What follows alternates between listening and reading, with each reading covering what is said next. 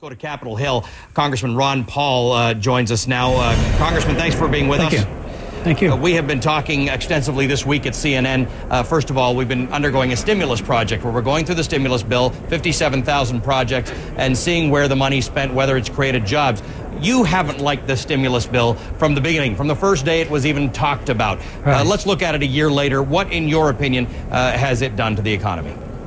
Well, it's hurt the economy because even if you argue, as the administration does, save some jobs, we don't know which jobs were lost or which jobs could have been created if the people were controlling the expenditures, if the capital was delivered by individuals rather than by the government.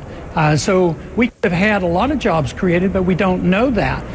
For the government to take a lot of money out of the economy and try to stimulate the economy where it doesn't want stimulated, it's not a surprise that we're not having growth. So I think they're on a failed policy. And, you know, how long are they going to keep interest rates at 0% before they think, well, maybe we're on the wrong track? Maybe it's not working. What's the right track, Congressman? What would you do? Because right now the White House is looking at perhaps a shift in direction, or at least communicating one. What's the right track for them?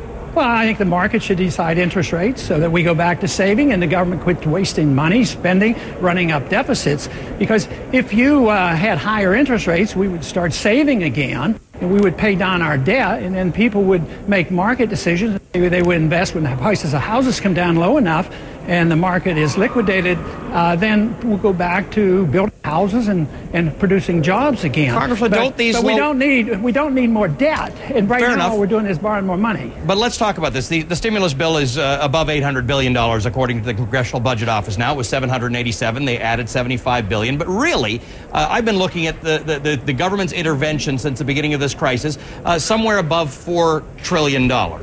And a lot of that is money that the Federal Reserve put into the housing agencies to keep mortgage rates low. And that's why we have 5% rates for a 30-year fixed mortgage. Isn't that better for recovery than raising interest rates? Isn't it better that we've got low mortgage prices?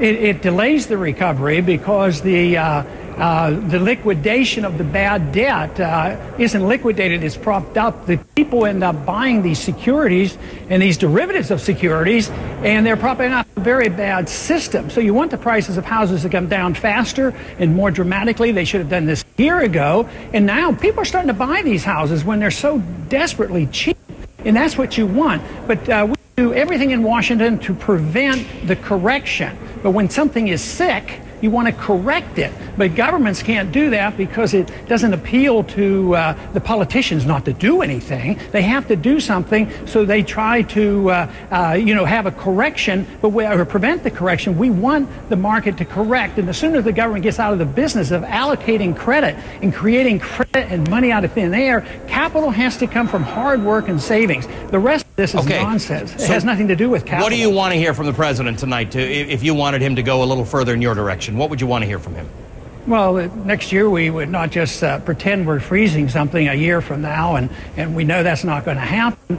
But the country's not quite ready for free markets, and so it's not likely to happen. But what should be said is we're cutting back on spending. We're going to get rid of a lot of programs. We're going to cut our militarism around the world by 50%, and we're going to go back to free markets and individual liberties and property rights and the rule of law, and let bankruptcies occur and liquidate debt and get the correction over with. Before the Great Depression, we used to allow corrections to occur. But since the Great Depression, we are compelled to reinflate all the time because we're destined to have the destruction of the dollar. That's my biggest concern. So I would say to Obama, don't perpetuate this idea that printing money is a solution.